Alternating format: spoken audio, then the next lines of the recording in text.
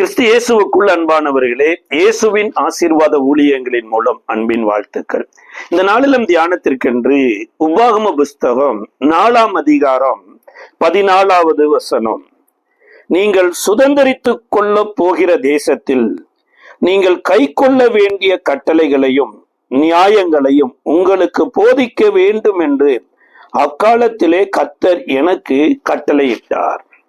அன்பான தேவனுடைய பிள்ளைகளே, நம் அநேக காரியங்களுக்காக ஏக்கத்தோடு இருக்கலாம், ஜெபத்தோடு கூட, விசுவாசத்தோடு, வாஞ்சையோடு கூட இருக்கலாம். இந்த இஸ்ரவேல் மக்களுடைய வாழ்க்கையில கிட்டத்தட்ட 40 வருடம் இந்த வனாந்தரத்துல எதற்காக நடந்து வருகிறாங்கன்னா, கர்த்தர் வாக்கு பண்ணின ஒரு தேசத்தை சுதந்தரிக்கும்படியாகத்தான். அப்ப கர்த்தரும் தேசத்தை கொடுக்க போகிறார். அந்த கொடுக்கிறதுக்கு முன்னாடியே கர்த்தர் அந்த தேசத்துல எப்படி கர்த்தருடையவர்களாய் வாழ வேண்டும் என்கின்ற ஒரு கட்டளையை மோசேக்கு போதிக்கும்படியாய் மோசேக்கே கட்டளையிட்டு இருக்கிறார். அநேக பேருடைய வாழ்க்கையில பாருங்க, தேவன் ஒரு மோசமானவராகவே பார்க்க ஆரம்பிச்சிட்டாங்க. அல்லது இந்த உலகம் அல்லது தேவனற்ற ஊழியர் என்று சொல்லுகிறவங்க கூட சாத்தானையும் இருளையும் அதிக வலிமையானதை காண்பித்து தேவனையும் தேவனுடையவைகளையும் இது ஒரு சாதாரணமாக காண்பிக்கிறாங்க. ஆனா ஒன்று மறந்து போயிடாதீங்க, தேவனை போல உலகத்துல அல்லது உலகத்தை விட்டு பரலோகத்துக்கு போனாலுமே அன்பானவரும் தயை பெருத்தவரும் நல்லவரும் ஒருத்தரும் கிடையாது. தேவன் கட்டளையிட்டார் என்ற உடனே, கட்டளை என்ற உடனேயே நம்ம மனசுல என்னவா தெரியுதுன்னா, ஐயோ அவர் பயங்கரமானவரா இருப்பார் போல இருக்குது, அவர் கட்டளையெல்லாம் இடுகிறாரே அப்படின்னு நினைக்கிறோம். அதாவது தீமையான கட்டளை மாத்திரம் தாங்க நம்ம கண்ணு முன்னாடி பெருசா தெரியும் பாருங்க. ஆனா தேவன் எவ்வளவு நல்லவர் என்று உலகத்துல மனிதனை படைக்கிற போதே ஆதியாம புஸ்தகத்தினுடைய 2வது அதிகாரத்தினுடைய 16, 17 வசனங்களில் அவர் எவ்வளவு நல்லவர் என்பதை வெளிப்படுத்துறார் பாருங்க. தேவனாகிய கர்த்தர் மனுஷனை நோக்கி, நீ தோட்டத்தில் உள்ள சகல விருட்சத்தின் கனியையும் புசிக்கவே புசிக்கலாம், ஆனாலும் நன்மை தீமை அறியத்தக்க விருட்சத்தின் கனியை புசிக்க வேண்டாம், அதை புசிக்கும் நாளில் சாகவே சாவா என்று கட்டளையிட்டார். இந்த கட்டளை எனப்பட்டது ஒவ்வொரு மொழிபெயர்ப்புல ஒவ்வொரு விதமா அது மொழிபெயர்க்கப்படுகிறதுங்க. ஒன்று என்னன்னா, அறிவுரை கூறினார் அப்படின்னு சொல்லப்படுது. இன்னொன்னு ஆலோசனை கூறினார்னு சொல்லப்படுது. இன்னொன்னு என்னன்னா, இத கட்டாயமா நீ செய்தாகணும் என்கின்ற சட்டமா இயற்றினார் அப்படின்னு சொல்லப்பட்டிருக்கு. ஆனா உலகத்துல தேவன் நம்ம மேல எப்பேற்பட்ட திட்டத்தை வைத்து படைத்தார் என்பதை மனிதனை படைக்கிறதற்கு முன்னமேங்க தேவனுடைய இருதயத்துல மனிதனை குறித்து வைத்திருந்த எண்ணங்கள், கற்பனைகள் எல்லாம் என்னன்னா, தேவன் பூமி அனைத்தையும் ஆண்டு கொள்ளும்படியாக தன்னுடைய ரூபத்தின்படியே தன்னுடைய சாயலின்படியே மனுஷனை படைச்சிருக்கிறார். அதாவது அவர்களை பூமி அனைத்து பூமியில இருக்கிற மிருக ஜீவன்கள், பறவைகள், செடிகள், கொடிகள், இன்னும் பூமியில என்னென்னலாம் வரலாம். ஏன்னா மனிதன் பூமியில இருக்கிறபடினால பூமியில இருக்கிறவைகளை எல்லாம் ஆளணும் அப்படின்னு தான் படைச்சார். ஆனா பிசாசு பூமியில மாத்திரம் ஆள்றது உங்களுடைய விருப்பம் இல்ல, வானத்தையும் ஆளணும், சூரிய சந்திர நட்சத்திரங்களை ஆளணும், பரலோகத்தை ஆளணும், இது தேவனுக்கு பிடிக்கல, அதனாலதான் இந்த கனியை புசிக்க வேண்டாம் என்று தேவ கட்டளையை மீற வைக்கிறான். அதாவது தேவனுடைய கட்டளை கனியை புசிக்க வேண்டாம் என்று மாத்திரம் இல்லைங்க. தேவனுடைய கட்டளை என்னன்னா, சகல விருட்சத்தின் கனியும் புசிக்கவே புசிக்கலாம். இதுவே தேவ கட்டளை தான். எல்லா கனி விருட்சங்களையும் புசிக்கலாம் என்கின்ற ஒரு கட்டளை தேவனிடத்திலிருந்து வந்தது. ஆனா ஒன்றே ஒன்று புசிக்க வேண்டாம் என்பதும் தான் தேவனிடத்திலிருந்து வந்தது. அதேபோல இந்த உலகத்துல நம்ம பேசவே கூடாது, நம்ம பார்க்கவே கூடாது, நம்ம சிரிக்கவே கூடாது, நம்ம இந்த உலகத்தை அவரோட கூட ஒத்து போக கூடாதுன்னு எத்தனையோ பேர் வாழ்ந்து கொண்டிருக்கிறாங்க. ஆனா வேதம் நம்ம அப்படி சொல்லலைங்க. நம்ம பார்க்கணும், நம்ம மகிழ்ச்சியா இருக்கணும், நம்ம கேட்கணும், ஆனா ஆவிக்குரிய சரீரத்துக்குள்ள இருந்து இதை பார்க்கணுமாமா. அப்ப ஆவியை பெற்றாதான் ஆவிக்குரிய சரீரமாகும், ஆவிக்குரிய விஷயங்களை பார்க்க முடியும் பாருங்க. இப்ப இங்க கட்டளை எனப்பட்டது முதல்ல மனுஷனுக்கு கொடுக்கப்பட்ட போது மனுஷன் தேவனுக்குரியவன் என்று மனுஷனும் அறிந்து கொள்ளணும், சந்ததி அறிந்து கொள்ளணும், உலகம் முழுவதும் அறிந்து கொள்ளணுங்கிறதற்குத்தான் இந்த கட்டளையவே கொடுத்தார். ஆனா ஆதி முதல் மனுஷ கொலைபாதகனாய் இருக்கிற பிசாசு தேவனுடைய கட்டளையை திரித்து விட்டு கட்டளையில கவனம் செலுத்தாதபடி பார்த்துக்கிட்டான். இன்னைக்கு எத்தனையோ பேருடைய வாழ்க்கை ஒன்றுமில்லாமல் போனதற்கு காரணம் என்னன்னா, தேவனுடைய கட்டளையின்படி வாழாததுதான், தேவனுடைய கட்டளையின்படி ஆராதிக்காததுனாலதான், தேவனுடைய கட்டளையின்படி ஜெபிக்காததுனாலதான் நாம் பலன் பெறாமல் இருக்கிறோமாமா. இத 1 பேதுரு 2ஆம் அதிகாரம் 1, 2, 3 வசனங்களில பேதுரு எழுதும்போது எழுதுறாரு, கர்த்தர் தயையுள்ளவர் என்பது ருசித்தது உண்டானால் அப்படின்னு சொல்றாரு. சகல துர்க்குணத்தையும் விட்டு, கபடத்தை விட்டு, புறங்கூறுதலை விட்டு, இந்த சரீரத்துக்குரிய காரியங்களை விட்டுட்டு புதிதாய் பிறந்த குழந்தை எப்படி தாயின் பாலுக்கு வாஞ்சியாய் இருக்குமோ அதுபோல களங்கமில்லாத திருவசனமாகிய ஞானப்பாலின் மேல் வாஞ்சியா இருங்க, அப்பனா தான் வளரவே முடியும் அப்படிங்கிறார். வளர்றதுன்னா என்னன்னா, சார் நான் வீடு இல்லாமல் இருந்தேன், எனக்கு இப்ப ஒரு வீடு கிடைச்சிருச்சு, நான் வேலை இல்லாமல் இருந்தேன், நான் வேலை கிடைச்சிருச்சு, இன்னி சொல்ல போனா நான் உலகத்துல தனிமையா இருந்து இப்ப ஒரு திரள் கூட்டத்துல இருக்கிறேன். இது ஒரு உலகத்துல நம்ம சொல்லிக்கலாம், வளர்ச்சின்னு சொல்லிக்கலாம், அதை ஏற்றுக்கொள்ளலும் செய்யலாம். சார் கர்த்தரே இல்லைன்னு சொல்லுகிற மக்கள், இனி எதையோ கர்த்தர் என்று வழிபடுகிற மக்களும் இதை வச்சிருக்கிறாங்களே. வீடு இல்லாம நீங்க ஒருவேளை சென்னையில அந்த பீச் ஓரத்து பக்கம் போய் பாருங்க, மகாபலிபுரம் அந்த ரோட்டு ஓரத்துல அந்த கடற்கரையை ஒட்டி இருக்கிற எத்தனையோ பெரிய பெரிய பங்களாங்க. அந்த பங்களால எத்தனையோ சினிமாக்காரர்கள் இடத்த வாங்கி கட்டி ராஜ மாளிகை மாதிரி வச்சிருக்கிறாங்க. ஆனா அவங்க எல்லாம் கர்த்தரை அறிந்தவங்களான்னு பாருங்க. அப்ப எத்தனையோ இடங்கள்ல பெரிய பெரிய பங்களா கட்டி இருக்கிறாங்க, விலை உயர்ந்த கார்ல போயிட்டு இருக்கிறாங்க, மிகப்பெரிய வசதி உள்ளவங்களா இருக்கிறாங்க. அவங்க எல்லாம் வளர்ந்துட்டாங்க, அவங்களையெல்லாம் வளர்ச்சிக்குள்ள கொண்டு வந்தது எது? அப்ப இது கர்த்தர் அப்படின்னா, அன்றைக்கு இயேசுவின் இடத்துல பிசாசு கூட சொல்றா, உலகத்தின் மகிமையெல்லாம் காண்பித்து நீ என்னை ஆராதித்தீ என்றால், அல்லது என்னுடைய வார்த்தையின்படி நீ நடந்தீனா, என்னுடைய கட்டளைக்கு நீ கீழ்ப்படிஞ்சினா, இந்த உலகத்தின் மகிமையெல்லாம் நான் உனக்கு கொடுக்கிறேன் என்று சொன்ன போது, அங்க இயேசு இந்த உலகத்தின் மகிமைக்காக வரல, இந்த உலகத்திற்கே மகிமைனா என்னன்னு காண்பிக்க வந்தவரு, உன் தேவனாகிய கர்த்தர் ஒருவருக்கே ஆராதனை செய்வாயாக என்று சாத்தானை கடிந்து கொண்டார். அப்ப இன்றைக்கு நீங்களும் நானும் வளர்ந்திருக்கிறோம் அப்படின்னா, எப்படி வளர்ந்திருக்கிறோம் அப்படின்னா, தலையாகிய கிறிஸ்துவின் வளர்ச்சிக்கு ஏற்ற விதமா வளருகிறது. சில பேருக்கு பாருங்க, தலை ரொம்ப சிறுசா இருக்கும், உடம்பு பார்த்தா ரொம்ப மோட்டாவா பெருசா இருக்கும். இன்னும் சில பேருக்கு தலை ரொம்ப பெருசா இருக்கும், சரீரம் பாருங்க ஒல்லியா இருக்கு. இது ரொம்ப அவலட்சணமா இருக்கும் பாருங்க.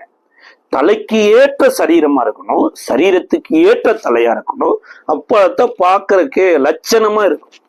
அதே மாதிரி தலையாகிய கிறிஸ்து எப்படி இந்த உலகத்துல வாழ்ந்தாரோ, சரீரமாகிய நீங்களும் நானும் இசைவாய் இணைவாய் அதற்கு ஏற்றபடி வளரணுமா இருந்தா, இந்த பேதுரு சொன்னபடி புதிதாய் பிறந்த குழந்தை எப்படி தாய்ப்பாலின் மேல் வாஞ்சியா இருக்குதோ, அதுபோல களங்கமில்லாத திருவசனத்தின் மேல வாஞ்சில, அதாவது கட்டளையின் மேல கவனம் செலுத்தணுங்க.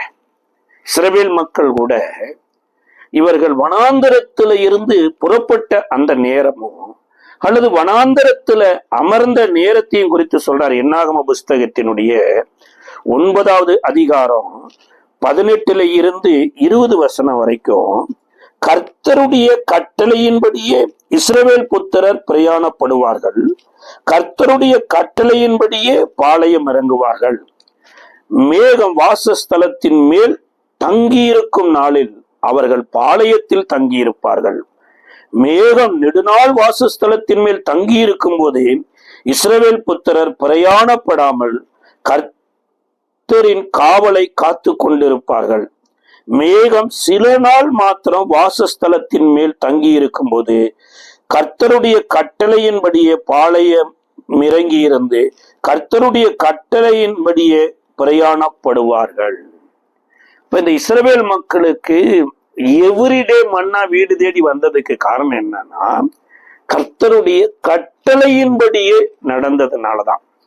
இப்ப கர்த்தர் யாருக்கு கட்டளையிடுவார் அல்லது கர்த்தருடைய கட்டளை யாருக்கு வெளிப்படும் அப்படின்னு சகரியா தீர்க்க தரிசன புஸ்தகத்தினுடைய 3வது அதிகாரம், சகரியா 3வது அதிகாரத்தினுடைய 7வது வசனத்துல சொல்றாரு, சேனைகளின் கர்த்தர் உரைக்கிறது என்னவென்றால், நீ என் வழிகளில் நடந்து என் காவலை காத்தால் நீ ஆலயத்தில் நியாயம் விசாரிப்பாய், என் பிரகாரங்களையும் காவல் காப்பாய், இங்கே நிற்கிறவர்களுக்குள்ளே உலாவுவதற்கு இடம் நான் உனக்கு கட்டளையிடுவேன். அப்ப கர்த்தர் கட்டளையிட வேணும் அப்படின்னா இங்க 2 காரியத்தை எதிர்பார்க்கிறார். ஒன்று, என் வழிகளில் நடந்து, அதாவது நீ நடக்கிற வழியில இணைய கூப்பிடாதபடி நான் உனக்கு ஏற்படுத்தி இருக்கிற ஒரு வழி இருக்குது, அல்லது நானே வழியா இருக்கிறேன், அந்த வழியில நடந்து. 2வதா சொல்றாரு, என் காவலை காத்து வந்தாள். அப்ப கர்த்தருடைய காவல் அப்படின்னா என்னன்னா, வேத வசனத்தின்படி நீ வாழ்றதுதான் கர்த்தருடைய காவலை காக்கிறது. அதாவது கர்த்தருக்கு பயப்படுகிற மனுஷன் பாக்கியவான் அப்படின்னா, இதோ கர்த்தர் சர்வ வல்லமையும் பொருந்திய தேவன், அவருக்கு நம்ம பயப்படாம செஞ்சிட்டோம்னா நம்மளை கொன்றுவாரு, அழிச்சிருவாரு, அப்படிப்பட்ட பயம் அல்ல. கர்த்தருக்கு பயப்படுகிற பயம் எனப்பட்டது என்னன்னா, என்னையும் மதித்து என்னையும் நம்பி இந்த உலகத்துல அவருடையவளாய் வாழ வைத்திருக்கிறாரே என்று சொல்லி அவர் கொடுத்த வார்த்தையை மதிக்கிறது தான் பாருங்க. இந்த யோசுவா எனப்பட்ட பிரதான ஆசாரியனுடைய நிலைமை என்னன்னா, அவர் ஆசாரிய ஊழியம் செய்யறாரு, தேவ சமூகத்துக்கு வருகிறாரு, ஆனா தேவனுடைய வார்த்தையின்படி அவர் வாழ்க்கை இல்லைங்க. இதனுடைய ரிசல்ட் என்னவா மாறுதுன்னா, சாத்தான் அவனுடைய வலது பக்கத்தில் வந்து நிக்கிறான். இப்ப சாத்தான் ஏன் வந்து வலது பக்கத்துல நிக்கணும்? இப்ப சாத்தானுக்கும் நமக்கு என்ன தொடர்பு? இந்த உலகத்தார் சொல்லுவாங்க பாருங்களேன், அமாவாசைக்கும் அப்துல் காதருக்கு என்னங்க சம்பந்தம்? வெளிச்சத்தின் பிள்ளைக்கும் இருளுக்கு என்ன சார் சம்பந்தம்? இப்ப சாத்தான் ஏன் வருகிறான் அப்படின்னா, அநேக நேரங்களில கர்த்தருடைய வார்த்தைக்கு நம்ம கீழ்ப்படியாம போகிறோம். கர்த்தருடையவர்கள் வார்த்தைக்கும் கீழ்ப்படியாம போகிற போது நம்ம மேல அக்கறை வைத்து நம்ம நரகத்துக்கு போயிடாதபடி, நம்ம பிசாசுக்கு பயன்பட்டு விடாதபடி, நம்மளுடைய பெயரும் நமக்கு கொடுக்கப்பட்ட தரிசனமும் அழிந்து போகாதபடி, தேவன் நம்மளுடைய பிரயோஜனத்திற்காக நம்ம நித்திய ஜீவனை சுதந்திரிக்க வேண்டும் என்று அவர் வாக்கு கொடுத்தபடினால, நம்முடைய பிரயோஜனத்திற்காகவே கர்த்தர் சில காலங்கள் சாத்தானுடைய கையில ஒப்பு கொடுக்கிறார். ஒரு இடத்துல வேதம் சொல்லுதுங்க, இயேசுவின் இடத்துல வந்து பிசாசு பேதுருவை கேட்டு வாங்கினானாம். எதுக்கு கேட்டு வாங்குறான்னா, கோதுமையை சுழலில் புடமிடுவது போல புடமிடுவதற்காக உத்தரவு வாங்கி கொண்டான். அவரு மறுக்கல, பேதுருவை நான் தரமாட்டேன்னு எல்லாம் சொல்லல. ஆனா வேற 11 சீசர்கள்ல ஒருத்தரை கூட இந்த பிசாசு இயேசுவின் இடத்துல போய் கேட்கல. யோவானும் தான் இருந்தாரு, யோவானை கேட்கவே இல்லை பாருங்க. அப்ப பேதுருவை கேட்டதற்கு காரணம் மிக முக்கியமானது என்னன்னா, தேவனுக்கு ஊழியம் செய்ய அழைக்கப்பட்டிருக்கிற பேதுரு அப்பப்ப அவர் தேவனாக கன்வெர்ட் ஆயிட்டு இருக்கிறார்.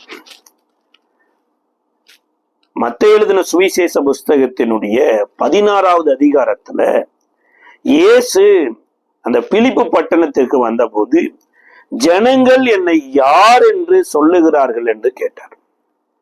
சிலர் எலியாங்கிறாங்க, சிலர் எரேமியாங்கிறாங்க, சிலர் பூர்வ காலத்து தீர்க்கதரிசிகள்ல ஒருவருங்கிறாங்க, சிலர் மரித்து போன யோவான் சானகனே எழுந்து வந்துட்டார் அப்படிங்கிறாங்க. சரி, வெளியில இருக்கிறவங்க, தேவ தொடர்பு இல்லாத இருக்கிறவங்க, தேவனோடு கூட பழகாதவங்க அப்படி இருக்கிறாங்க. நீங்க என்னால் அழைக்கப்பட்டு இருக்கிறீங்க, என்னுடைய சீசர்களாய் அப்போஸ்தலர்களால் முன்குறிக்கப்பட்டு இருக்கிறீங்க, நீங்கள் என்னை யார் என்று சொல்லுகிறீர்கள் என்ற உடனே ஒருத்தரிடத்திலிருந்து தெளிவான பதில் வரல. அவைகளின் நடுவுலதான் இந்த பேதுரு சொல்றாரு, நீ ஜீவன் உள்ள தேவனுடைய குமாரனாகிய கிறிஸ்து அப்படிங்கிறார். இம்மீடியட்டா ஏசு சொல்றாரு, பேதுருவே நீ பாக்கியவான், இந்த கல்லின் மேல் என் சபையை கட்டுவேன், பாதாளத்தின் வாசல்கள் இதை மேற்கொள்ளுவதில்லை. நீ பூலோகத்துல எவைகளை கட்டுவியோ பரலோகத்தில் அவைகள் கட்டப்பட்டிருக்கோ, பூலோகத்தில் எவைகளை கட்டவிழ்ப்பியோ பரலோகத்திலும் கட்டவிழ்பட்டிருக்கோ அப்படின்னு சொல்லி பேதுருவை கர்த்தர் பிளஸ் பண்றார். இப்ப இந்த பிளஸ்ஸிங் பெற்றதுக்கு அப்புறம் பரலோகத்தில இருந்து இயேசுவை குறித்த காரியங்கள் பேதுருவுக்கு கொஞ்சம் தெரிஞ்ச உடனேயே இப்ப இயேசு சொல்றாரு, மனுஷகுமாரன் எருசலேமுக்கு போகிற போது பாவிகள் கையில ஒப்பு கொடுக்கப்படுவாரு, அவரை அவமானப்படுத்தி உமிழ்ந்து அவரை சிலுவையில் அறைந்து கொலை செய்வாங்க, 3வது நாள் எழுந்திருப்பார் அப்படிங்கிறார். அதுவரைக்கும் எல்லா அமைதியா இருக்கிறாங்க. இந்த பேதுரு உள்ள நுழைஞ்சு இயேசுவை தனியா அழைத்து கொண்டு போய் அவரை கடிந்து கொண்டாராமா. அதாவது பேதுரு இயேசுவை திட்டினாராமா. இப்படி எல்லாம் பப்ளிக்ல எதுக்கு பேசுறீங்க, நம்ம படுற அவமானத்தில மற்றவங்களிடத்துல சொல்றதுனால நமக்கு என்ன பெனிஃபிட் என்று கடிந்து கொண்ட உடனேயே இயேசு பேதுருவை பார்த்து சொல்றாரு, அப்பாலே போ சாத்தானே என்று, நீ தேவனுக்கு ஏற்றவைகளை சிந்திக்காதபடி மனுஷருக்கு ஏற்றவைகளை சிந்திக்கிறாய் அப்படின்னார். இந்த அப்பாலே போ சாத்தானே என்ற அந்த வார்த்தை பேதுருவை தேடி வந்ததுக்கு காரணம் என்னன்னா, தேவன் எதற்காக இந்த உலகத்துல மனுஷ ரூபம் எடுத்து வந்தாரோ அதற்கு எதிராக பேதுரு செயல்பட்டதுனாலதான். இப்ப சாத்தான் என்ன பண்ணிட்டான்னா, பேதுருவை ஊழியத்தை விட்டு கூட்டிட்டு போயிட்டான். 17வது அதிகாரம் 1வது வசனம் சொல்லுகிறது, 6 நாளைக்கு பின்பு அப்படிங்கிறார். அப்போ 6 நாள் பேதுரு இயேசுவோட இல்லை. அப்போ அப்போஸ்தலனா அழைக்கப்பட்டிருக்கிறாரு. ஒரு கஷ்டமான சூழ்நிலையில தேவனுடைய அற்புதத்தை பெற்று இயேசுவுக்கு பின்னாடி வந்திருக்கிறாரு. ஆனா இன்றைக்கு கடினமான வார்த்தையை ஏற்றுக்கொள்ள முடியாதபடி பேக்ஸ்லைடர்ஸ் போயிட்டார். அப்ப இவரை கொண்டுதான் சபையை கட்டுவேன் என்று பரலோகத்திலிருந்து வெளிப்பட்ட அந்த வசனத்தின் நிமித்தம் இயேசு இறங்கி போய் இந்த பேதுருவினிடத்துல கன்வெர்ஸ் பண்ணித்தான் மறுரூபமலைக்கு கூட்டிட்டு போறார். இப்ப மறுரூபமலைக்கு போனதுக்கு அப்புறமும் அந்த மறுரூபமலையில எலியா, மோசே, இயேசு இவர்கள் எதை பேசிக்கிறாங்கன்னா, எருசலேமில் அவருக்கு நிறைவேற போகிற பாடு மரணங்களை, இயேசு பூமியில எதை பேசினாரோ மகிமையிலும் அவர் அதையே தான் பேசினார். அந்த நேரத்துல பேதுரு தூங்கிட்டாரு. விழித்து பார்த்தா ஒரு பக்கத்துல எலியா, ஒரு பக்கத்துல மோசே, ஒரு பக்கம் இயேசு. இப்ப பேதுரு சொல்றார், அங்கேயும் இவர் தன்னை தேவனாக மாத்துறார். ஆண்டவர்னா அவர் ஆளணும், நம்ம வாழணும். பாருங்க, அதுதான் ஆண்டவர். நாம ஆள்றது, அவர் வாழ்றது அவர் ஆண்டவர் அல்ல. இப்ப வேதம் என்ன சொல்லுதுன்னா, பேதுரு அங்க போய் ஒரு வீடு கட்டலான போது இப்ப ஒளியுள்ள ஒரு மேகம் தோன்றி, இவர் என்னுடைய நேசகுமாரன், இவர் சத்தத்துக்கு செவி கொடுங்கள் என்ற ஒரு வார்த்தை வருது. அதாவது பேதுருவே, நீ அவரை ரூல் பண்ணாத, அவர் தான் உன்னை ரூல் பண்ணுவதற்கு அபிஷேகம் பண்ணப்பட்டிருக்கிறார் என்ற போது இந்த பேதுரு அந்த மகிமையின் சத்தத்தை கேட்டு வந்தோம். சில இடங்களில இயேசுவை ஓவர்டேக் பண்றாருங்க. இயேசு சொல்றாரு, மனுஷகுமாரன் பாவிகள் கையில ஒப்பு கொடுக்கப்படுவார். அதாவது மெய்ப்பனை வெட்டுவேன், மந்தை சிதறடிக்கப்படும், நீங்கள் எல்லாரும் என்னை விட்டு ஓடி போவீர்கள் என்ற போது, ஆண்டவரே கிருபையாயிரோ என்று ஜெபிக்கிறதுக்கு பதிலா பேதுரு சொல்றார், ஆண்டவரே எல்லாரும் ஓடினாலும் நான் ஓட மாட்டேன், உமக்காக என் உயிரையும் கொடுப்பேன் என்று தேவனுடைய வார்த்தைக்கு எதிராக செயல்படுறார். அது மாத்திரமல்ல, யோவான் 13வது அதிகாரத்துல இயேசு ஒரு பாத்திரத்துல தண்ணீரை எடுத்து இவர் உடுத்தி இருக்கிற வஸ்திரத்தை மாத்தி ஒரு வேலைக்காரனை போல வஸ்திரத்தை உடுத்தி சீசர்களுடைய கால்களை கழுவுகிற போது அங்க பேதுரு என்ட்ரி ஆகி, ஆண்டவரே நீ ஒரு காலம் என் கால்களை கழுவக்கூடாது அப்படிங்கிறார். இப்ப ஏன் தேவன் புடமிடுவதற்கு சாத்தான் கையில ஒப்பு கொடுக்கிறாருன்னா, நிறைய நேரம் பாருங்க, இயேசுவின் சாயல் நமக்குள்ள வருவதற்காகவே இதை அனுமதிக்கிறார். அப்ப அங்க சகரியாவுக்கு கர்த்தர் வெளிப்பட்ட போது பிரதான ஆசாரியனாகிய யோசுவா பக்கத்துல சாத்தான் வந்து நிக்கிறதுக்கு காரணம் என்னன்னா, அந்த யோசுவா அழுக்கு வஸ்திரம் தரித்திருக்கிறாரு. அது மாத்திரமல்ல, தலைப்பாகை எனப்பட்டது அவருக்கு கிடையாது. அப்ப அந்த அழுக்கு வஸ்திரத்தை களைத்து போட்டு விட்டு ஒரு ஆசாரியனுக்கு எது முக்கியம் என்று தேவன் கட்டளையிட்டாரோ, வேதம் சொல்லுதுங்க. இப்ப இஸ்ரவேலர் சாப்பிடுகிற முறை, அதாவது பலிக்கு சம்பந்தப்பட்ட காரியங்கள்ல சாப்பிடுகிற முறையை குறித்து 3ஆம் அதிகாரம் 16-17 வசனங்களில, ஆசாரியன் பலிபீடத்தின் மேல் அவைகளை தகனிக்க கடவான், இது சுகந்த வாசனையான தகன ஆகாரம், கொழுப்பு முழுவதும் கர்த்தருடையது, கொழுப்பையாவது இரத்தத்தையாவது நீங்கள் புசிக்கலாகாது, இது உங்கள் வாசஸ்தலங்கள் எங்கும் உங்கள் தலைமுறை தோறும் நித்திய கட்டளையா இருக்கும் என்று சொல் என்றார். இன்னைக்கு கொழுப்பு கறி சாப்பிடுகிற எத்தனையோ கிறிஸ்தவ பிள்ளைகள் இருக்கிறாங்க பாருங்க. அவங்களுக்கு தெரிஞ்சது என்னன்னா, கர்த்தர் ரத்தத்தை புசிக்க வேண்டாம்னு தான் சொன்னாரு. ஆனா வேதம் சொல்லுதுங்க, கொழுப்பையாவது இரத்தத்தையாவது நீங்கள் புசிக்கலாகாது, உங்கள் வாசஸ்தலம் எங்கும் உங்கள் தலைமுறை தோறும் நித்திய கட்டளை என்று சொன்னார். அப்ப இந்த கட்டளையில மீறுகிற போது என்ன ஆகும் அப்படின்னா, இந்த எழுத்தின்படி இஸ்ரவேலுக்கு தேவனுடைய வார்த்தையை மீறுகிறவங்களா மாறுறாங்க. எப்படி எரிகோ பட்டணத்திலிருந்து எடுக்கப்படுகிற எதுவோ உன் வீடுகள்ல இருக்கக்கூடாது என்று கர்த்தர் யோசுவாவின் மூலமா கட்டளையிட்டு இருந்தாரு. அந்த கட்டளையை மீறின ஆகான் பாருங்க, அவங்க மனைவி பிள்ளைகள் பாருங்க, அதே இஸ்ரவேல் தேசத்துல கட்குவியலாக மாறி வாழும் போதே மரணத்தை சந்தித்தாங்க. அப்ப இஸ்ரவேலருக்கு கட்டளையிட்ட அதே தேவன் தான் இந்த இஸ்ரவேலை வழிநடத்தக்கூடிய ஆசாரியர்களுக்கு கட்டளையிட்டது என்னன்னா, யாத்ராகம புஸ்தகத்தினுடைய 28ஆம் அதிகாரம் 43வது வசனத்துல, ஆரோனும் அவன் குமாரரும் பரிசுத்த ஸ்தலத்திலே ஆராதனை செய்ய ஆசாரிப்பு கூடாரத்தில் பிரவேசிக்கும் போது பலிபீட தண்டைக்கு சேரும் போது அக்கிரமம் சுமந்து அவர்கள் சாகாதபடி அவைகளை தரிக்க வேண்டும், இது அவனுக்கும் அவனுக்கு பின்வரும் சந்ததிக்கும் நித்திய கட்டளை. அப்ப இந்த பிரதான ஆசாரியனாகிய யோசுவாவோ இந்த கட்டளைக்குள்ளதான் உள்ள வர்றார். அப்ப கட்டளைய கவனிக்காம ஊழியம் செய்கிற போது, நான் கர்த்தருக்குத்தானே பிரதர் ஊழியம் செய்த, ஏன் என் பக்கத்துல சாத்தான் நின்னானா, சட்ட திட்டத்தின்படி யுத்தம் பண்ணலைன்னா ஒரு மனிதன் முடிசூட்டப்பட மாட்டான்.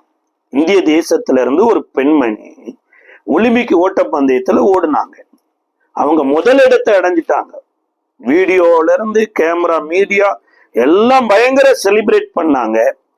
ஆனா கடைசியா சொல்லப்பட்டிருக்குது, அவங்க ஏதோ ஒரு போதை வஸ்துக்களை யூஸ் பண்ணிட்டாங்க, அதனால அவங்க ரிஜெக்ட் ஆயிட்டாங்க. அதோட இன்னொரு நாட்டை சேர்ந்த ஒருத்தர் இதே மாதிரி ஒலிம்பிக் பட்டத்துல ஓடினாரு. அந்த ஓட்டப்பந்தயத்துல தன்னுடைய ட்ராக்ல இருந்து கொஞ்சம் விலகி அடுத்தவங்க ட்ராக்ல ஒரு நூலளவு ஓடிட்டாரு. அதனால அவங்களுக்கு கொடுத்த மெடலையும் திரும்ப வாங்கிட்டாங்க. அப்ப உலகம் சட்டதிட்டத்தின்படி இயங்குதுன்னா, உலக சட்டதிட்டத்தில் இயங்கலைங்க. தேவன் இந்த உலகத்துல தன்னுடையதை பயன்படுத்தினார். தேவனால் படைக்கப்பட்ட மனுஷன் தான் உலகத்துல இருக்கிறான். தேவன் படைத்த பூமி தான் இந்த உலகத்துல இருக்குது. அப்ப தேவனாலதான் இந்த சட்டதிட்டங்கள் எனப்பட்டது வந்தது. அப்ப கட்டளையும் இன்றைக்கு நீங்களும் நானும் கடைபிடிக்கணும் பாருங்க. தேவனுடைய படைப்புல இருக்கிற எல்லாமே கட்டளைக்கு கீழ்ப்படியுதுங்க. வேத சொல்லுது, யோனா தீர்க்க தரிசன புஸ்தகத்தினுடைய 2ஆம் அதிகாரம் 10வது வசனத்துல கர்த்தர் மீனுக்கு கட்டளையிட்டார், அது யோனாவை கரையிலே கக்கிற்று. கர்த்தர் யோனாவை நினிவேக்கு போகும்படியா கட்டளையிட்டார். ஆனா யோனா நினிவேக்கு போகல. ஆனா நினிவேக்கு போய் என்ன பண்ணணும்? நினிவேக்கு விரோதமா பிரசங்கம் பண்ணணும். இன்றைக்கு எல்லாம் வீவர்ஸத்தான் பாக்குறாங்களே தவிர பிலிவர்ஸ பாக்குறது இல்லை. அதை விட எல்லோருக்கும் வீவர்ஸ் ஆகத்தான் பிடிக்குதே தவிர பிலிவர்ஸ் ஆக பிடிக்கல. சார், நான் செய்யற காரியத்தை அப்ரிசியேட் பண்ணுகிற மக்கள் இருந்தா அவங்க கடவுளுடைய மக்கள். நான் செய்கிற காரியம் ஒருவேளை கடவுளுக்கே பிரியம் இல்லைன்னா கூட என்னை என்கரேஜ் பண்ணணும் பாருங்க. அது மாதிரி செய்திகளை பேசுகிறவங்களதான் உலக விரும்புது. ஆனா யோனாவுக்கு கர்த்தருடைய கட்டளை என்னன்னா, நினிவே பட்டணத்துக்கு விரோதமா பேசு. எப்படி விரோதமா பேசணும் அப்படின்னா, 40 நாள்ல நினிவே பட்டணம் கவிழ்க்கப்பட்டு போயிருந்த போது, நம்ம கவிழ்க்கப்படுகிற பட்டணத்துல போய் பிரசங்கம் பண்ணா யாரு நம்மளை என்கரேஜ் பண்ணுவாங்க? அது மாத்திரமல்ல, அந்த நினிவே பட்டணம் அசீரியர்கள் வாழுகிற ஒரு பட்டணம். எசேக்கியா ராஜாவின் காலத்துல கூட இந்த அசீரிய ராஜாக்கள் வந்துதான் இஸ்ரவேலரிய நிந்தித்தாங்க, தேவதூதர்களை கல்லுகளை போட்டு யுத்தம் பண்ணினாங்கன்னு ஒரு சம்பவம் நடந்திருக்கு. அப்ப இஸ்ரவேலர் இடத்துல போனாலும் பரவாயில்ல, நான் அசீரியர்களிடத்துல எப்படி போறது என்பதனால இதே யோனா நினிவேக்கு போகாம தர்சீசுக்கு டிக்கெட் வாங்கி தர்சீசுக்கு பிரயாணப்பட்டு போகிறார். இந்த யோனா நினிவேக்கு போக மாட்டார் என்பது கர்த்தருக்கு கட்டாயம் தெரியும். இந்த யோனா தர்சீசுக்கு டிக்கெட் வாங்கிட்டாருங்கிறதும் தெரியும். யோனாவுக்கு நல்ல சிலிப்பரை அந்த கப்பல்ல இடம் கிடைக்கவும் வச்சார். சில காலங்கள் தேவன் செய்கிற காரியங்கள் மனுஷனுக்கு தெரியாது பாருங்க. அதாவது ஒரு இடத்துல ஞானி சொல்றாரு, கர்ப்பவதியின் வயிற்றுல எலும்புகள் உருவாகிற விதம் ஒரு மனுஷனுக்கு தெரியாது. ஆகாயத்துல கழுகுகளுடைய வழி என்னங்கிறது மனுஷனுக்கு தெரியாது. கடலுல கப்பலுடைய வழியும் மனுஷனுக்கு தெரியாது. அதே போல தேவன் செய்கிற எல்லா காரியத்தையும் மனுஷன் அறியான் அப்படிங்கிறார். ஏன் இந்த யோனாவை விட்டுட்டு வேற யாரையாவது பிடிச்சிருக்கலாம், அல்லது யோனாவை டிக்கெட் வாங்க முடியாதபடி தடுத்திருக்கலாம் அப்படின்னா, கப்பல்ல போய் யோனா பிரசங்கம் பண்ணி இருந்தாருன்னா ஒரு லெவலுக்கு தாங்க பீப்புளுக்கு ரீச் ஆயிருக்கும். ஆனா 3 நாள் மீனின் வயிற்றுல வச்சு இந்த யோனாவை மறுரூபமாக்குனாரு பாருங்க. ஒரு வேத பண்டிதர் சொல்றாங்க, யோனா மீனின் வயிற்றுக்குள்ள உள்ள போற வரைக்கும் வேற மாதிரி இருந்திருக்கிறாரு. மீன் வயிற்றுக்குள்ள உள்ள போனதுக்கு அப்புறம் அந்த உப்பு தன்மையில தோலை உறிஞ்சு அந்த அசீரியர்கள் மாதிரியே மாறிட்டாராமா. அவர் அசீரியர்ல போய் இந்த யோனா நினிவேல வருகிற அந்த வேளையில அந்த அசீரியர் மக்கள் கடலை கோவிலாகவும் மீனை தெய்வமாகவும் வழிபட்டுக்கிறவங்க சரித்திரம் சொல்லுதுங்க. அந்த கடல் தான் அவர்களுடைய வாழ்வாதமா இருக்கிறனால கோயிலையும் மீனை தெய்வமா பார்த்து வருடத்துக்கு ஒரு தடவை இவர்கள் பண்டிகையை கடல்ல ஆசரிக்கிறாங்க. அப்ப பண்டிகையை ஆசரிக்கிற அந்த நாள்ல தான் கரெக்டா கர்த்தர் மீனை கொண்டு போய் கட்டளையிடுகிறாரு.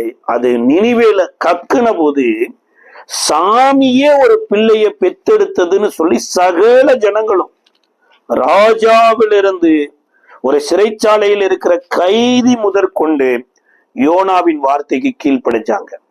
அப்ப கர்த்தர் மீனுக்கு கட்டளையிட்டாரு, மீனு கீழ்ப்படைஞ்சது.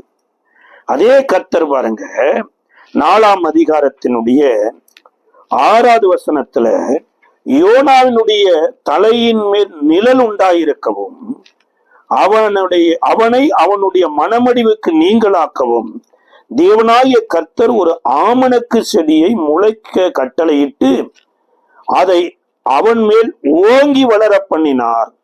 அந்த ஆமணக்கின் மேல் யோனா மிகவும் சந்தோஷப்பட்டான் பாருங்க. அதாவது உண்மையா நம்ம ஊழிய செய்யறோம், எந்த ரிவார்டுமே இல்லை அப்படின்னா தேவன் எதைய கொண்டோ நம்மளை சந்தோஷப்படுத்துவாருங்க.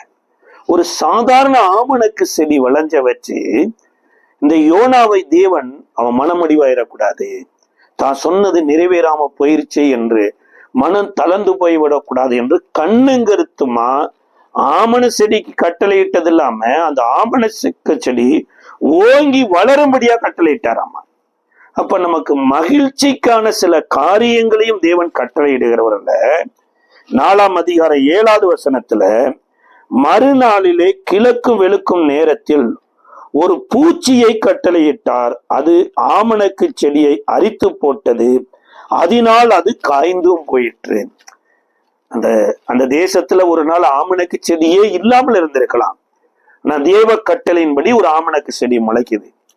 அந்த ஊர்ல இப்பேற்பட்ட பூச்சியே இல்லாமல் இருந்திருக்கலாம். இந்த ஆமணக்கு செடியை அரிக்கிறதற்கு கர்த்தர் ஒரு பூச்சியை கட்டளையிடுகிறார். அடுத்து 8வது வசனம் சொல்லுகிறது, சூரியன் உதித்த போது தேவன் உஷ்ணமான கீழ்காற்றை கட்டளையிட்டார்.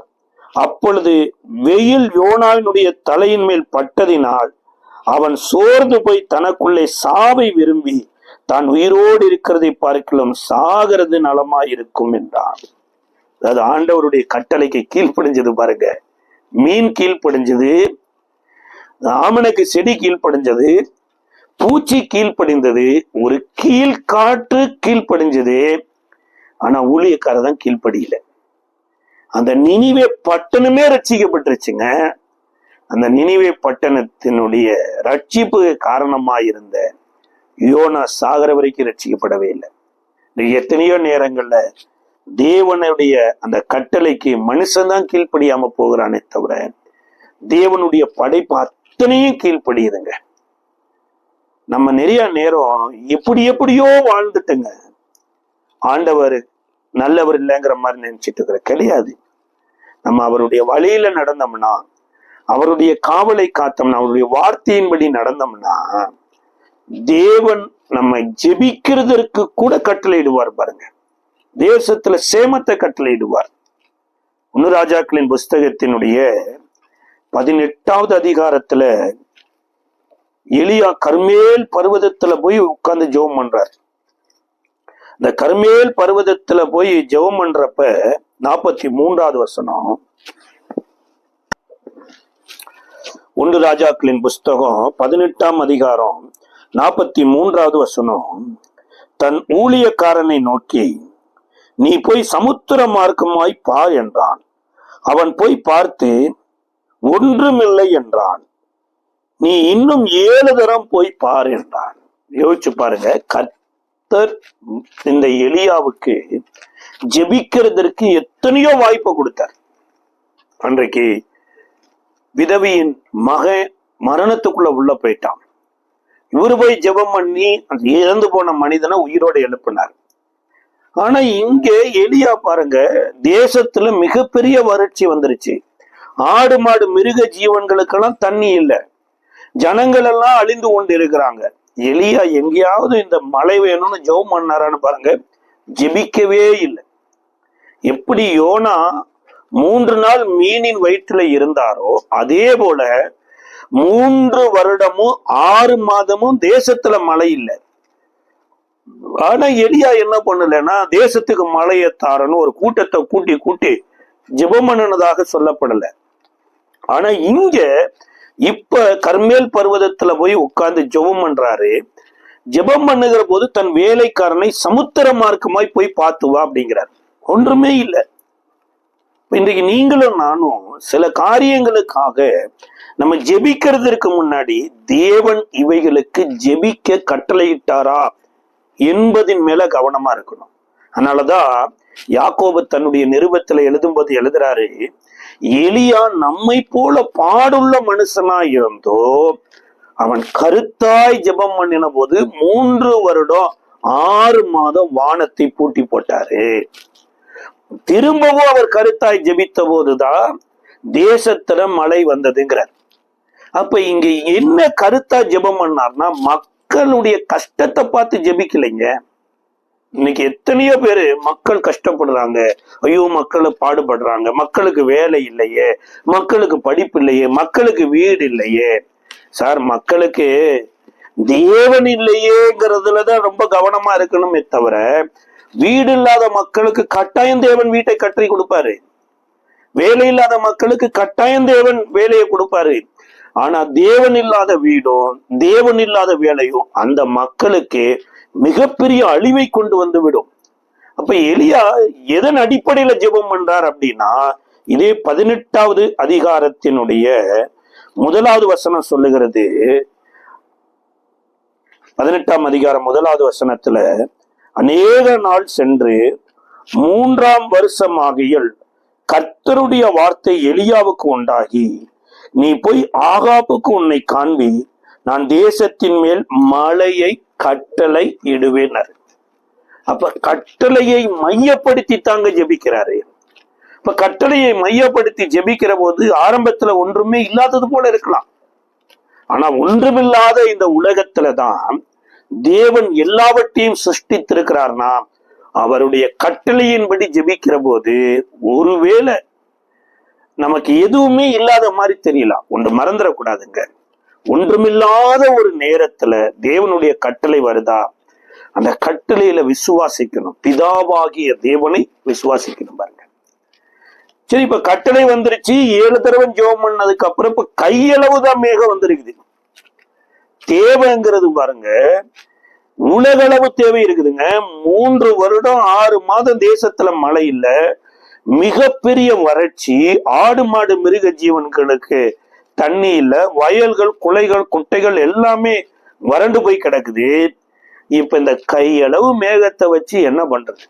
இந்த உலகத்தான் பழமொழி சொல்லுவாரு பாருங்க, யானை பசிக்கு சோள பொரி ஏமாத்திரம்.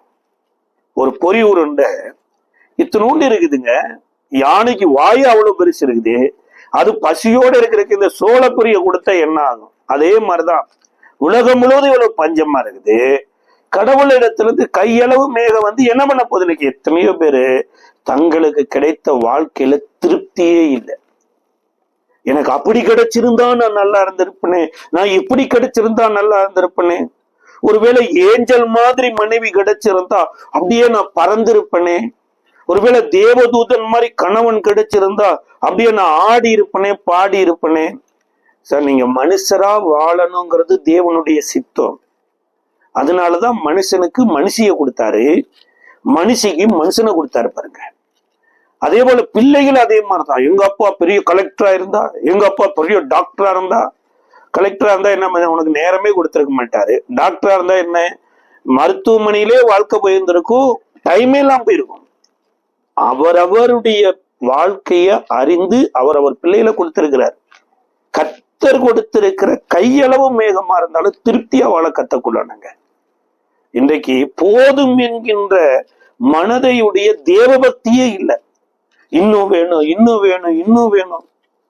சார், கடைசியா வாங்கி வாங்கி வாங்கி வாங்கி சேர்த்து வச்சு சாகும்போது பாருங்க, நீங்க சேர்த்து வச்சதெல்லாம் கூட வரவே வராது. கர்த்தர் கொடுக்கிறாரா, நல்லா வாழுங்க, மற்றவங்களுக்கு வாழ்வதற்கு கொடுங்க, சந்தோஷமா இருங்க. வாரி இறைத்தான் ஏழைகளுக்கு கொடுத்தான், அவன் நீதி என்றென்றைக்கோ நிற்குன்னு சொல்லப்பட்டிருக்குது. கொடுங்கள் அப்பொழுது உங்களுக்கு கொடுக்கப்படும் சொல்லப்பட்டிருக்கு.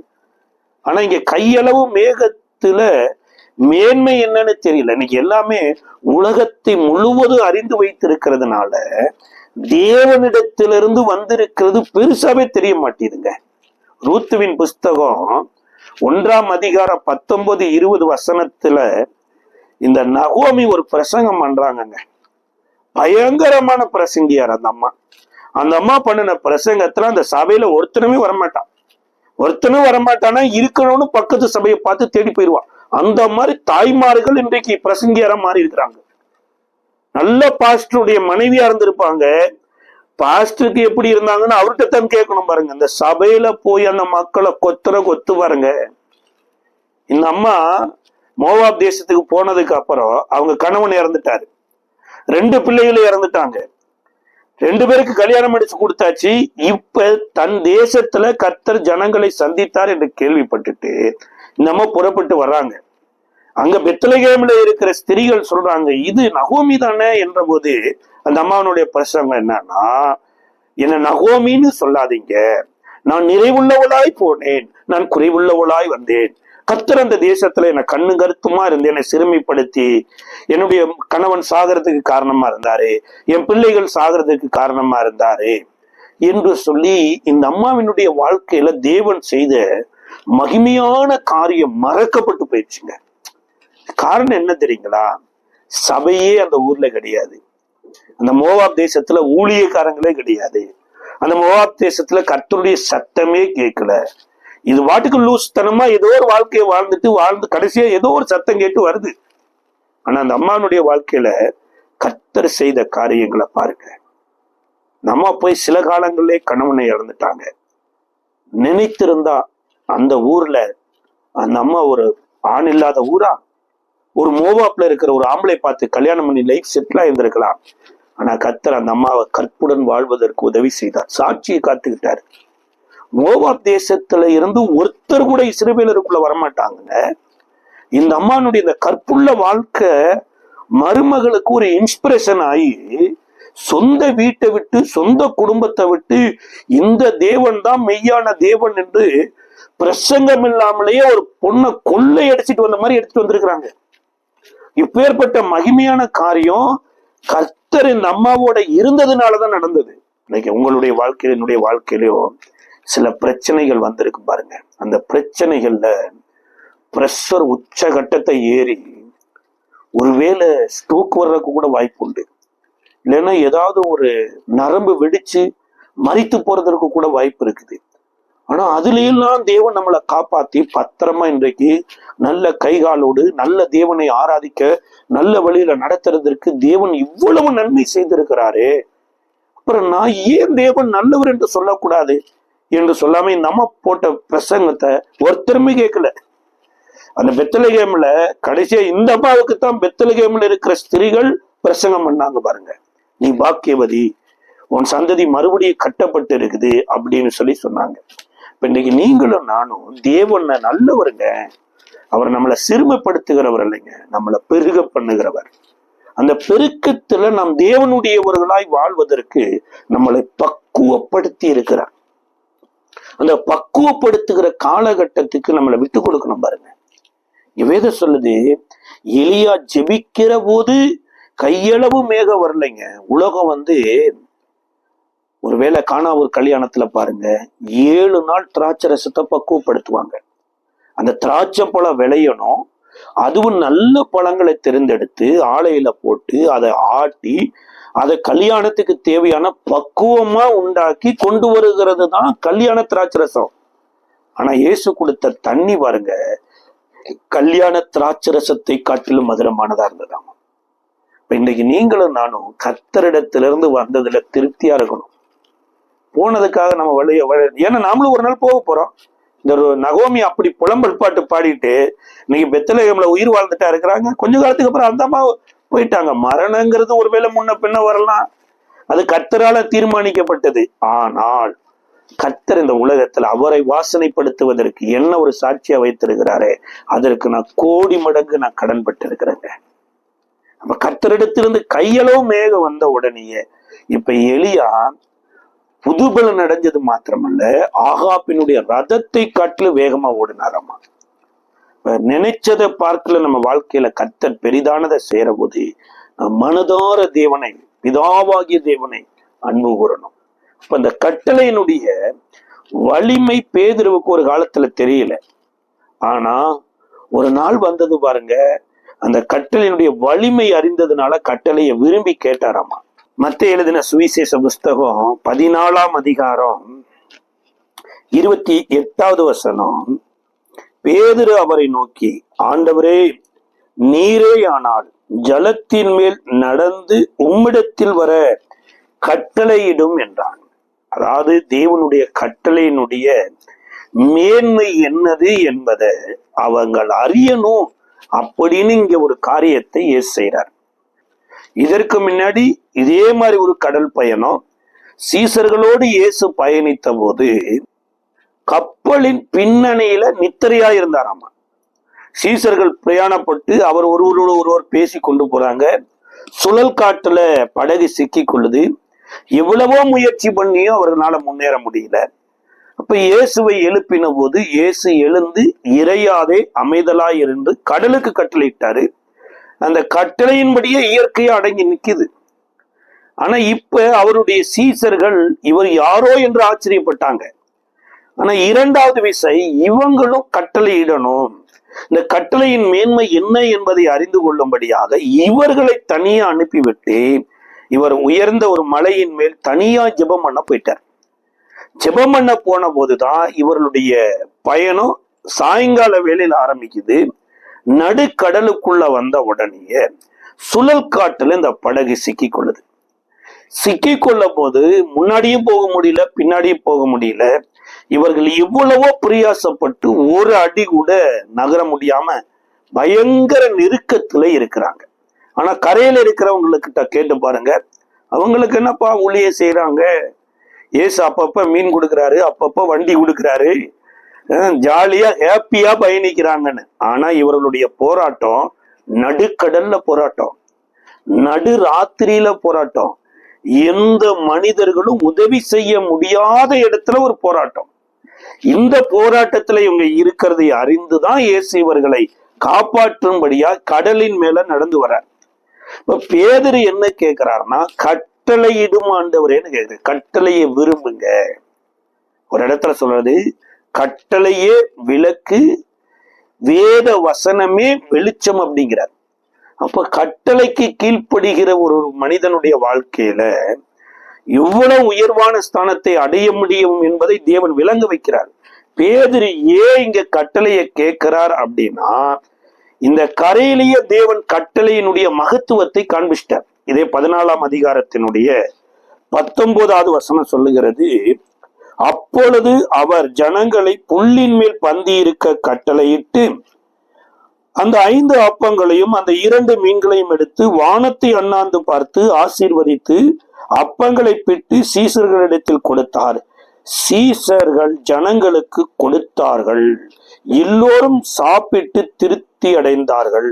மீதியானவைகளை 12 கூடை நிறைய நிரப்பினார்கள். இலவசமா மீனும் அப்பமும் கொடுக்கிறாருன்னு ஒரு சம்பவம் நடக்குன்னு வைங்களேன். இந்த இஸ்ரவேலர்களுடைய தாத்தாமார் 2 ராஜாக்கள் 7வது அதிகாரத்துல மிகப்பெரிய ஒரு பஞ்சம் வந்துருது. இந்த பஞ்ச காலத்துல ஒரு இடத்துல தானியம் கிடைக்குது அப்படின்னு ஒரு அறிவிப்பு வர்றப்ப ஒரு IAS அதிகாரி தான் அந்த தானியத்தை பத்திரமா பாதுகாத்துட்டு இருக்கிறாரு. ஜனங்கள் IAS அதிகாரின்னு பார்க்கல, IPS அதிகாரின்னு பார்க்கல, பசி வெறியில ஒருவரை ஒருவர் மிதிச்சு அங்க காவலுக்கு ஏற்படுத்தி வைத்த IAS அதிகாரியவே கொண்டு போட்டாங்க. அந்த அளவுக்கு கண்ட்ரோல் இல்லாத மக்கள். இந்த உலகம் பாருங்க, எதை வேணாலும் கண்ட்ரோல் பண்ணிடலாம், ஆனா மனுஷனை கண்ட்ரோல் பண்றது ரொம்ப சிரமம். சில தாய்மார்கள் சொல்றது, ஐயா எனக்கு ஒரே ஒரு பையன் இருக்கிறான், ஒரே ஒரு பிள்ளை இருக்குது, அல்லது 2 பிள்ளைகள் இருக்கிறாங்க, இவங்களை கண்ட்ரோல் பண்ணவே முடியலைங்க. சரிங்க, கண்ட்ரோலே இல்லாமல் இருக்கிற இஸ்ரவேலரை தம்முடைய கட்டளையினால கண்ட்ரோலுக்குள் கொண்டு வந்துட்டார். இதுதான் பேதுரு ஆச்சரியத்தோடு பார்க்கிறார். கிட்டத்தட்ட 5000 புருஷர்கள் 50 பேரா அமைதியா உட்கார்ந்து இருக்கிறாங்க. ஒருத்தர் வாய் பேசல. அப்போ வரும், அவர் சொல்லியிருக்கிறார், வரும் மீன் வரும். ஒருத்தர் கூட பேசினதாகவோ வாக்குவாதம் பண்ணதாகவோ எல்லாம் கண்ட்ரோல்ல நிக்குது. அப்ப கர்த்தருடைய கட்டளை நம்ம குடும்பத்துக்கு வந்துருச்சுன்னு வைங்களேன்.